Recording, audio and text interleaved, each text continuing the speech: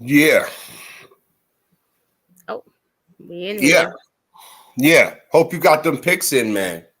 Hope Know what I so, mean? man. You I wish know? I could go back and rethink some of my picks because I'm starting off hot. I'm coming in hotter this week. Know what I mean? It's I'm down to In started. I Sports Talk, started off man. cold. Down at In Sports Talk right here, man. Early Sunday morning joint, jump off, you know what I mean? Buck Nation in the building, stand up. You know what I mean? Went overseas and Somebody on Germany time. yeah. We went overseas and got the passport booked, you know what I mean? Got some stamps on the passport, you know what I mean? Chalked up a dub. Um, Listen, we gonna jump off for a hot minute, talk about what's going on today in the NFL. Tampa Bay Buccaneers already in the international game defeated the Seattle Seahawks in a game that they should have put away early, but they didn't. But you know how that goes. And we're gonna talk about the rest of the NFL. That's YADABEAR over there. You know what I mean? And her Eagles gonna sit back and watch the festivities today, and they get busy with tomorrow night against the Washington Commanders. So, my Buccaneers. I got 2 words for them. Rashad White. He had a couple of Heinekens. He had some, hot cross buns, figuratively and literally, and went over there and did his thing in Germany. Kept us alive. And I haven't really seen a running game like that, an aggressive running game like that since Warwick Dunn. And I've been watching Buccaneers football. Throw them names at me if you want to. Oh, wow. Them dudes is like 3 yards in a cloud of dust. So Rashad White adds some pizzazz, some flash. He dives into the holes. So we need that. First half of this game against Seattle, no drop passes, no bad penalties. We took what was given to us, and we marched the ball down the field and got some scores. It was looking pretty decent. And then I talked to my conscience at halftime, and my conscience told me that second half. There's always a second half. My conscience over there told me it's always a second half. And then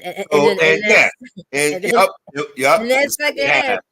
I don't understand why they still call these plays for Brady to run a route from out the backfield to catch a pass. He can't run and he can't catch. We have seen this plenty of times. And we also seen it on the biggest stage, against my birds, where we had to show him the correct way how to run that play, and he still can't do it. So I'm like, when I saw that play happen, I'm like, Brian, why are you calling that? And why are you having Leonard Fournette to away across the field? I mean, he got Leonard Fournette. That was called the silly special. Yeah, if you want to put a name on that. Yeah, that's called the silly special. Was silly. Your man Tom Brady slips, fall. They intercept the ball, and then he get called for a tripping. He tripped him. He did. He had to. He had no choice. Because if he didn't, there would be more yards. He could have took that right back down the sideline. So yeah, he had to trip him. But like I told you when we was talking behind the scenes, it's a second half, and that second half did not look nothing like their first half because you had two the passes penalties right after that. You had another pick by Brady. Seattle shot themselves in the foot absolutely numerous times. Yeah, like number one, Geno Smith fumbling the ball. Like, bro, just go down. Just go down. It's okay. You have another down. Just go down. Then they come back and score, and then you go for 2 points. It was still almost 10 minutes left in the fourth. Just take the extra point. What are you going for 2 for? And then when they should have went for 2, they kicked the extra point. Like, what are you doing? Like, I'm looking like, all right, well, this is count. Yeah, I'm looking like, all right, well, you gotta go for 2. Like, oh, so we just gonna send the kicker out? Okay, so now you want to just take the extra point when you should have did that after you scored the first touchdown. So, I mean, again, Pete Carroll doing Pete Carroll things, thinking he's, outsmarting somebody. And Geno Smith kind of looked like almost Geno of the Jets. it kind of looked like. Gino of the Jets. It was it wasn't really a good look for Gino, Seattle, and for Seattle defense. Tampa Bay defense was destroying Gino in the first half. It was like Yeah. Yep. ridiculous. It was crazy. Yep. And Devin White was playing like he had a point to prove because again they were talking about how he wasn't really playing up to his status and how Kenneth Walker the third was gonna run through our defense, and I think we really stood up. We showed up to the challenge. Kenneth White, we strung him out a lot. He didn't run north south. You know what I mean? He was doing a lot of east west running things like that. So he didn't really get a chance to get off, and I think that was one of the keys of the game, stopping him. And again, we did what we had to do and made it happen. But I was just kind of surprised again that we rested on our laurels in the first half. We thought the game was over in the first half. Yeah, you know what I mean? Got comfortable with the lead. They must have had some pretzels or something at halftime, and they got lazy, got content. They had some brocks and sauerkraut and right. You know what I mean? What up, Tiff? I see you. What up? And then they came in the second half and looked like they forgot what the game plan was, and they forgot they was even playing the game. No doubt, yeah. I know they. He may have let you down on the passing attempts, but you got to understand and realize that they was going to open up and utilize that running game a little bit more because they had found somebody now. You know what I mean? So again, is that so it's trouble in paradise for Lenny? It ain't no paradise for Lenny. This is what it is. Because we was trying to give the job to Ronald Jones. Well, Ronald Jones didn't want it. I'm about to say he didn't want that job, so they had to go get Lenny, and now Lenny, right? Now it's looking like Lenny. Well, he's in the best place to retire. He's already in Florida. I mean, they can do what it do, but I'm just saying. But we found somebody. Yeah. You know what I mean? Yeah, and that's all. I was like, oh, look like it's trouble for your man, and then they try to. Soften up the blow and say, he has a hip injury, which I get it, but I'm pretty sure his hip has feelings too. Yeah, because I'm pretty sure that his hip was watching his job get taken. That's right. If your man White wasn't out there balling, I'm pretty sure Lenny would have been back out there. But but when they seen what they had, they was like, oh, Lenny, you can rest for the rest of the season. I mean, the season. So we'll see what happens. We'll see what happens. Yeah, you have a bye week. It might be bye-bye. It might be bye-bye for Lenny. Don't play with me. It might be bye-bye. Don't play with me. Okay. Shout out to my man Diz. Definitely big Seahawks fan. You know what I mean? Official. And again, good game. Salute. I see you in the comments, my guy. Salute. I see Tiffy in the comments too. What's good? What's good? It was tough watching Gino struggle like crazy, man. He couldn't get the ball to DK at all, especially in the end zone. Right. A lot of his throws was just off the mark. Right. He looked confused a lot out there, especially in the first half. Then like in the second half, he kind of settled down some. And then he was able to connect with DK when they made that drive in the second half after they got that.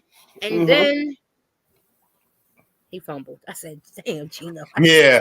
Soon as he fumbled, I said, "That's it." Because if they would have scored, even if they got 3 points, the game would have been a whole lot different. Even if they got 3, I was just when he fumbled, I said, "Oh my God!" I said, "Dude, just go down, my guy, just go down." And he went down, and the ball also went out. I want to shout out again Rashad White having one of the illest stiff arms I've seen in a minute. It's not better than that's it ain't got nothing on beast mode. They don't got nothing on beast mode. Not even beast mode. That stiff arm that who was it? Was it Derrick Henry on Oh, Derrick Henry always have the Illmatic stiff arms. But the one that he did on Josh Norman when he It had to be Josh Norman. Yes, it had to be him when he got up and yes. just lifted him up with one arm and pushed him out of bounds, like he just man, like he was hanging on the clothesline or something. Yes. Like, right, no doubt. I think that one is like the top stiff arm. Man, listen, but and when my man got trucked when the Steelers dude trucked Chris Conte on Monday Night Football. That was the Ryan Fitzpatrick game in Tampa Bay.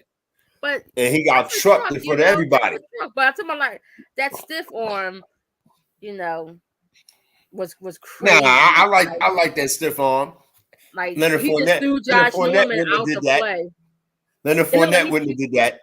You know what I mean? He picked him up and just and it's like, yo, like get out of my way, son. We're in the building for a hot second. We're gonna go over a couple of games. I think Yada's gonna probably preview the her Eagles against the Washington Commanders. Somebody's trying to say that the trap is being set for y'all this week on Monday night in front of everybody at the link. I mean, they said that last week. They said that the week before. So, my model. I take it one game at a time. It's a division game, so it's going to be a tough game. Every division game is a tough game, in the NFC East. They don't have Wentz out there, so we're going to see what the man can do, with us. And it's going to be a tough game. I don't see it as being a cakewalk because it's a divisional game. But I don't think this is our trap game. I think our trap game may be that Green Bay game or that Titans game. That ain't gonna try. That ain't trap. Right. Well, I mean, listen. Go ahead. The way I look at it, Derrick Henry out here, he single-handedly almost beat who they played last week. The Chiefs. He single-handedly almost beat the Chiefs last week. And this guy is averaging like 150 yards rushing per game. He's supposed to, like he does, right? Yeah, he's a monster out there. So I will never slight him or Aaron Rodgers at that. I feel like that Green Bay game may be the trap game. Okay. Between those two games. But tomorrow night game, it's going to be tough. I'm looking for us to be victorious like I do every week. But I feel like we're going to have to really buckle down on our rush defense. Tomorrow will be a really good test also because the Commanders, they have a pretty good rushing game. And I already know that that's what they're going to attack us with. So if we can solidify our rush defense, then the rest of the game should go our way. But we'll just have to wait and see what's going to happen tomorrow. Everybody will be watching because it's the only game. No doubt. What game do you think or look at as a game of the week, or a big game in this week right here in the NFL? Yeah, I'm looking at. Well, I will go, and I hate talking about them, but it's going to be the Packers-Cowboys game. That right there is also, I think, will be a trap game for the Cowboys too, and also will be a huge test to see if we can really say wash our hands with Aaron Rodgers and the Packers. This is the game, right? So you mean to tell me this is the game right here where we could just kind of like write the Packers off and send them on to the retirement home, but down the line when y'all see Green Bay, that's going to be a trap game. Because when you look at our schedule, by the time we meet up with them, we could be 10-0. Right. So everyone is looking for when we're going to lose. When are the Eagles going to lose? So when you look at our schedule, it's like, well, we should win tomorrow. We should crush the Colts. And then it's like, okay, here's 2 question marks before we even get to the Giants. The Packers and the Titans. We all know how Aaron Rodgers That's plays the with trap game. what The the Giants. Giants. That's the trap game. No, because I That's don't the see trap game. The to Giants. me Huh? the definition of a track game is a Uh-huh. game where you're expected to win, you know. Okay.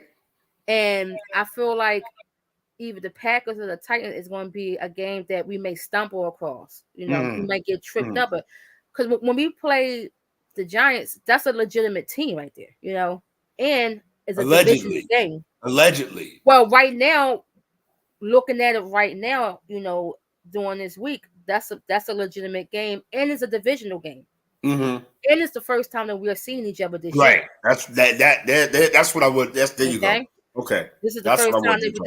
that we're going to see each other. Mm-hmm. They are on a roll. We're on a roll. Right. That's right. They have a whole new identity right now, with a power rush running team. You know, Danny Dimes always give us problems. We've seen it in the past. He always give us a problem. It's like when he plays against us, he transformed to early Tom Brady status. You know, early give us early Peyton Manning status. It's like he can just locate his receivers at the drop of a dime. Or he takes off running and he's running down the field for like a 60-something yard game. You know, it's mind blowing how this guy just he plays us really well. So that's why I don't look at that as a trap game, because that game is a game that we could possibly lose. Because again, this is not like the Giants of last year or the Giants of 2 years ago. They're playing with heart. They have a new identity. They got a new coach. They're out there. Their defense look good. Offense looking all right. So we'll just have to see with that. But I think, you know, the big game for today probably would be that Cowboys Packers game. Another interesting game that a lot of people probably gonna keep that eye on is going to be this Bills game. That was the one. Everybody wants to see how Josh Allen arm is, and also people is going to have an eye on the Vikings to really see if they are a really legitimate team. Right, absolutely. We have one loss against us because we have shown the NFL that, hey, these guys are not that scary.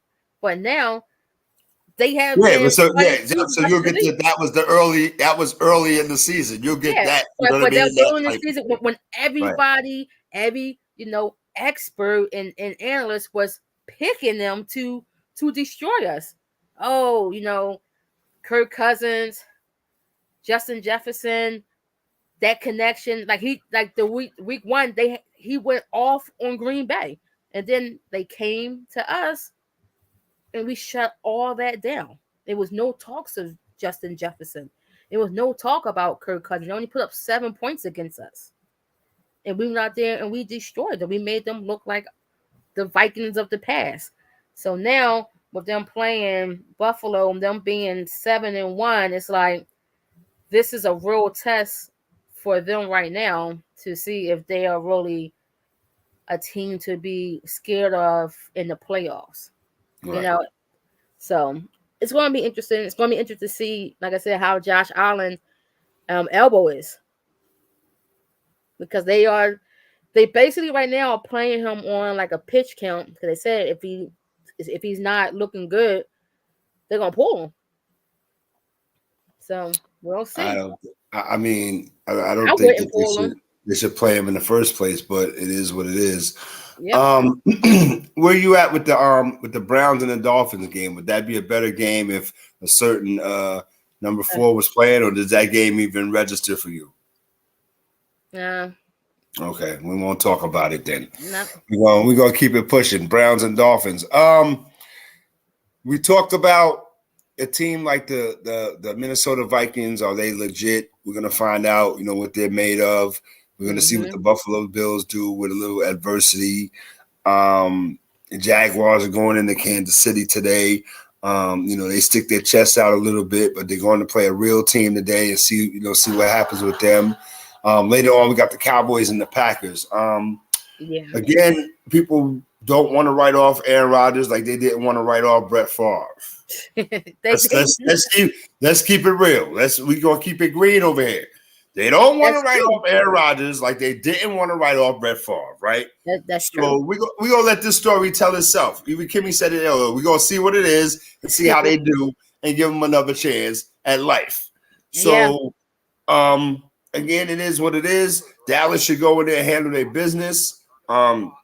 It's always an interesting time when the Cowboys play Green Bay Packers. Usually those teams are history. The history. Is it a catch? Is it not a catch? Right. They still talk about the Ice Bowl and that sideline throw that Aaron Rodgers made a few years back. But this is going to be a good game. This is going to be a barometer too to see where the Cowboys are at. Yep. And because I want to see if Dak playing today. Is Dak playing? Yeah, Dak's playing. I don't know if Zeke playing. I don't think I know is Tony Pollard should be starting. Yep. Okay. He should be starting over Zeke. And I'm not in no shape and form anywhere near a Cowboy fan. I despise them. But when I'm looking at their games and I'm watching, Yeah, you could look at Tony Pollard, how he run versus how Zeke run. Absolutely. That's right. When we play against them, when we played them, I wasn't nervous when Zeke was in the game and when Zeke had the ball. I'm like, it's that guy Tony because send all your emails to because that guy Tony out there, he runs violently. He runs with force, power, and speed. And the way he hits those holes, it's crazy. Right. So to me, Tony Pollard is the engine that's keeping the Cowboys running. Absolutely. And just like Rashawn White kept Tampa Bay running today. Absolutely. Yeah. And I feel like it's like, Zeke is the name. When they paid Zeke, I instantly said that was a mistake. I'm like, because number one, you don't pay running backs like that, especially a running back who hasn't accomplished anything. There's only certain running backs you pay, and Zeke is not on that list at all. Okay. And when they gave him that money, I said, well, you know what? There goes the neighborhood. Jerry gonna do what Jerry does, right? He's gonna turn in the show. He's gonna turn into Sean Alexander. It's gonna be like one of the Scooby Doo. Yeah, man. So, it was Sean Alexander the whole time. It was Sean Alexander the whole time. But I think that again, Tony Pollard is showing what the rapid decline, I guess, of Zeke. Because look at the activity that Pollard brings to the table. Yeah. You know what I mean? Every time he touches the ball, it's positive yardage, like 4 or 5 at a clip. You know what I'm saying? Yes, and Zeke is running into the middle of the line, and he's this is not 2018, my guy. This is a new day. And you see it happening in front of your face, just like Leonard Fournette. Yeah, you see it happening right in front of your face. Yeah, I think that the decline of Zeke happened as soon as he got that contract. As soon as he as soon as he jumped in that thing, that Salvation Army thing. As soon as he jumped in that Salvation, I say that about Zeke Elliott. Soon as he jumped in that it was a Thanksgiving game, I think it was. Yes, it was. As soon as he jumped in the Salvation Army thing, it was a wrap. It was. You ain't seen him since. Nope. I don't know who came out of that thing, but it wasn't him. Sean Alexander. It was Sean Alexander. It was a Freaky Friday. It's a Freaky Friday incident. You know what I mean? So again, Tony Pollard shows activity. You have to gear up for that dude. He runs like he wants the football. Yeah, you know like what I mean? He needs it. Like I need every yard. Right, absolutely. I need it. Yes, and Zeke runs like somebody owes him the ball. Yeah, that's how Zeke run. Yeah, like somebody owes it to him. Entitlement. Right. Give me the ball. Let me get 2 yards and be happy with that. Take this negative 3 yards. Yeah, it's just negative 3 yards and be happy with it. 3 yards and bring Tony in so that he can get us back in the pocket ground. So he can run for 22 yards. Right. Absolutely. And then bring me back in. Word. Yeah. Where we at with the Sunday night game? Chargers at the 49ers. We're looking at a 5-3 Chargers team on the road, going into San Francisco, 4-4. You know, both of them teams trying to find themselves. Yeah. Both of them teams not really where I speak for myself, not really where I expected them to be. I expected the Chargers to be a little bit better than 5-3 right now, and especially the 49ers after they got Jimmy G back. So we're finding out the truth about the San Francisco 49ers now. This is the team that they were supposed to have before they got into all this nonsense. Yeah, this right here, this game tonight is definitely going to be, I think it's going to be a really good one. One, because, well, the Chargers, injuries. Keenan Allen, always hurt. Always hurt. He stay hurt. I don't understand. And I tell all of my buddies, all my friends who play fantasy football, we all play together, and I tell them, why do you guys keep investing in Keenan Allen? Because the week they don't, that's when he's gonna have 12 catches for 230 yards. But guess what? He gotta be on the field. Right, that's true too. He hasn't been on the field. And then you look at the other guy, Mike Williams, who myself personally stupidly have on my team, and he has caught the Keenan Allen bug because he's hurt too. So it's like, what's going on here? Then the injuries roll over to the defensive side, right. And now it's like Justin Herbert sometimes looks like he's like, I don't know what to do with the ball. I don't know where to throw the ball, and then he throws a pick, or he holds it and gets sacked. It's like, yeah, Justin is starting to kind of like pile on with him, because like at first it was like Justin Herbert is going to be that dude, but he hasn't really shown it. I don't want to say regression or fell back or fell off, but it is what it is. Where is he at in the conversation? He's not really up there. If we're going to keep it green. There was no talks of him. Not at all. Mm-hmm. It's so silent around Justin Herbert that you would think that he's also injured. You know, it's like, is he playing today? Hey, send your emails to send your emails to is Justin Herbert injured today? Is he on IR? Is he questionable? Is he doubtful? Like what's going on? Right, he's healthy. No, he's playing. He's definitely questionable. Yeah. Ain't that the truth? It's like, what? But that's the truth right there. It's like, what's going on with that guy? Right. And then when we look at the 49ers, the 49ers to me is turning into an organization who don't know how to run an organization, because touchdown why would you ever in your life have to debate about starting Jimmy G over Trey Lance? Right. I said this from day one. When they drafted Trey Lance, I said, why are you drafting a quarterback this high when you just got Jimmy G, who took you to the Super Bowl? He took you to the Super Bowl, right? Then you draft a quarterback in the first round from the same school as Carson Wentz. From the same school, and like, you know what? We're gonna let him sit, and then we're gonna bring him in. It's like, but this guy that you just traded for from New England took you to the Super Bowl. And he was going to replace Tom Brady. Tom Brady, you got Tom Brady's replacement. Right. And then he took you to the Super Bowl, but then you're not too sure, so you draft a quarterback, high up in the first round. Then from the same school as Carson Wentz. Yeah. And then you have all this controversy in the offseason about wanting to trade Jimmy G and all this stuff, where he just led you to the playoffs one game away from the Super Bowl with a bum thumb. He almost got y'all back to the Super Bowl with a bum thumb. But then the offseason, you're like, you know what?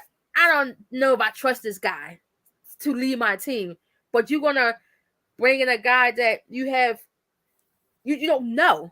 It's you have Unknown commodity. yeah, he's an unknown. But then you have a guy that you know and has proven Proven. Right. to be able to take you where you want to go. So it's your job to get the other pieces to get you over the hump. So now Trey Lance is in there, stinking up the joint. Look like he don't know none of the plays. Don't know how to command the offense. He just He's looked watching those lost. Carson Wentz films. Yeah, I'm out there looking I'm sorry. lost. I'm And sorry. then, I'm sorry. and then you know what? You know what happened? The football guy said, "I'm tired of watching this." They took it and they took it in their hands, and they took his ankle. You know, took the kid's ankle. So now he's gone. You bring in Jimmy G. Oh, look at that. The offense is actually looking like a regular offense. It's got some You life to it. got some life to it. Then Right. you make a deal. You bring in McCaffrey. Everybody's getting healthy. Now we have a complete team. You have a very diverse and versatile offense where you have so many different playmakers to put the ball in their hands. You got McCaffrey, you got Debo, you got Brandon Ayuk, you got George Kittle, and then you got a guy in Jimmy G who is a game manager. And there's nothing wrong with being a game manager. You don't need a superstar quarterback on every team. You don't have to be a superstar quarterback. Sometimes you just need a guy to manage the game who is Who knows what he's doing? and who's able to get your playmakers the ball so that they can make the plays. That's You right. don't have to make the plays. They have to make the plays. That's why they're called playmakers, and Jimmy G is called the quarterback. You know, you don't say, oh, you don't call most quarterbacks the playmakers. They are the quarterbacks. You call your wide receivers, tight ends, and running back the playmakers because they're the one out there in the open field making the plays after the catch or when they're running the ball. So now you got a guy who's able to deliver the ball to them, and they can go out there and do what they do best. So tonight game, I am expecting the 49ers to win. I'm expecting to see Christian McCaffrey have a decent game. I'm expecting to see a lot of creativity on the offensive side, and that all falls into the coach's hand because you have your playmakers now run this offense. Get the ball in Debo's hands. Get the ball in Christian's hands. Brandon Ayuk, George Kittle, get it done. That's all they gotta do is get it done, and they should get it done tonight against the Chargers. I don't know who's going to be on the field for Justin Herbert to throw the ball to. Palmer, like, come on, man. Right. Like Kellen Winslow is it? like, yo, we're about to get up out of here. We just want to slide through for a second, talking about the early games and all that. That's YADABEAR over there, man. I'm left-handed, aka RM. Twitter. We do this Tuesday nights, man, 8 to 9-ish. We usually run overtime because that's what we do. Get at us, YouTube, StreamYard, Facebook, all that good stuff. Shout out to everybody that participates in the Down in Sports Talk Facebook group. We appreciate y'all. Before we go. Go ahead. You gotta talk about Saturday Night Live. Oh yeah, absolutely. Absolutely. With the Down in Sports Talk, our favorite, Dave Chappelle. Yes. The hosts and Black Star, Yassine Bey, and Talib Kweli, musical guests. Basically, for me, it was the Dave Chappelle show on network television. Oh God, it definitely was. It was. It was so good. Yes, it was very good. I'm interested to see what the critics and the looky-loos and the hooligans and the wookie-walks have to say. Of course, I just want to know because we allegedly watched the same thing, and I thought it was dope. You know what I'm saying? I thought it was extremely so dope. I want to see what their opinion of the same thing that we looked at, and see if I see what they saw, because I don't know what the hell. Because I know that monologue was. They talk about it was too long. It was exactly right on time. It was needed. I thought it was short. I wanted it to be longer. You know, he could have took 20 to 30 minutes. if you wanted to, because it was entertaining. It made you think, and it was of what we all. It was very relatable. It was what was happening right now, and the things that he was saying were some of the things that most of America was thinking. Like, this is a lot of crazy stuff that's going on. I thought the sketches was hilarious. I love how they was able to blend in, their core Saturday Night Live cast with the Chappelle Show characters. I love that. It was so good. The House of the Dragons sketch was the Players Ball, hilarious. See my man. That's what it is. Yep. Go ahead. Hey. You know what I mean? Seeing the crackhead ball. Yeah. It was great. Yeah, it was dope. I think all that was missing was the guy that did the robot. That was all that was missing. God. You know what I mean? Yeah. From the monologue definitely made you think. It was funny, but it was serious because I'm checking out the guys in the band and their reactions to what he's saying. You know what I mean? Oh, they were so he was talking about why they dress like Run DMC. You know what I mean? I mean, like real stuff.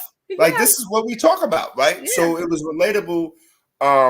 The sketches is on point, like you said. The House of Dragons, when he incorporated, Tyrone Biggums, Silky Johnson, Ice-T was in it. Yes. They had oh my God! So it was a Chappelle show within the Saturday Night Live, and it was very dope. The second sketch was the one that got me, where he said, "I'm gonna sit this one out." Oh, Black Heaven. I was going to say Black Heaven was amazing. Yeah, Black Heaven. I'm going to sit this one out. And I'm going to let my man. He's like, I'm not going to He was like, whoa. He's like, I can't say that. Yeah, he's like, look, he's laughing at me, and he brought his friends. I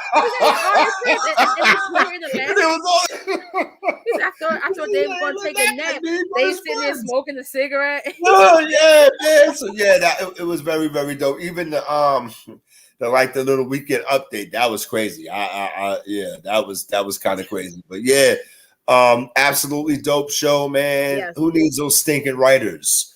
You know what I mean? You could bring the Chappelle Show back, and then they had Rick James. I forgot they had Rick James up there. They were flying the dragons. Yeah, like it was crazy. You see the cop lights. You see the flashing lights. He's like that even up here. It was crazy. So yeah, man. So it was absolutely dope. But one thing I want to say about the monologue, he had to make up for that last time he was on there when he was talking that give Donald Trump a chance stuff. Yeah, that was ill. So he made up for it. Yes, so wipe that one out. Get rid of that one. Last night was very, very dope. Again, this is Down in Sports Talk. We all over the place with it. Let y'all go so y'all can do what y'all need to do. Watch these opening kickoffs and the first games is coming on. Some of us don't have nothing to do till tomorrow night. You know what I mean? Some of us don't have nothing to do till next couple of weeks. You know what I mean? But like a whole week off. Yeah, we got the whole week off, so we get to see what it is. We get into the bye at 5-5. Hopefully, Tom Brady put his his personal stuff behind him. He could focus on what's going on the field. His wife lived across the street from him, apparently. Yeah, well, yeah. So that'd be that. This is Left-Handed, Right-Hand, RM Desk. That's y'all over there. We're about to slide out. Salute to all y'all. Hope y'all got your picks in. If not, you got to wait till next week. All right? Enjoy the games. Enjoy the games. We out. Peace. Rick James. Oh, man.